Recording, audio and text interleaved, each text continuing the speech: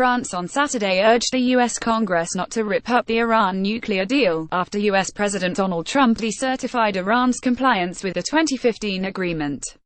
"We strongly hope that Congress, which is now responsible for a possible rupture, does not jeopardize the deal," French Foreign Minister Yves Le Drian said in an interview with AFP.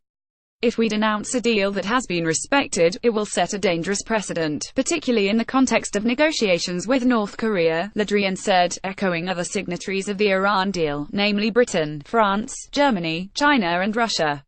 On Friday, Trump ignored the advice of worried allies and kicked the fate of the landmark 2015 deal into the U.S. Congress court, which he told to address its many serious flaws. Under the deal, a number of international sanctions against Tehran were lifted in return for Iranian curbs on its uranium enrichment. The Republican-controlled Congress will now have to decide whether to reimpose sanctions on Iran, a step that, if taken, would almost certainly doom the agreement.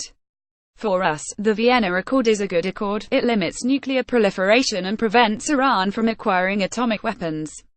It is robust and coherent," said Le Drian. Iran denies Western allegations of pursuing nuclear arms in the past, saying its program is only for peaceful purposes. However, the top French diplomat left the door open to further talks on what happens after a deadline in 2025, when certain limits on Iran's uranium enrichment are set to expire. Washington would like to see the curbs extended in perpetuity. "We can open preliminary discussions with Tehran on what happens after 2025. If the treaty is respected, Iran can fully exercise its rights under the Non-Proliferation Treaty. If safeguards or inspections are required on this date, we will start discussing them. It is also a way to avoid breaches today. We are ready to consider these issues with the Americans," said Le Drian, who will visit Tehran in the coming weeks.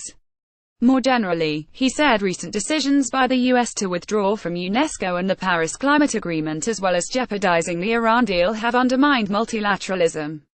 While the U.S. and other signatories have not fulfilled their commitments enshrined in the nuclear deal toward Iran, it's far-fetched to expect the latter to enter into post-2025 talks with deal breakers.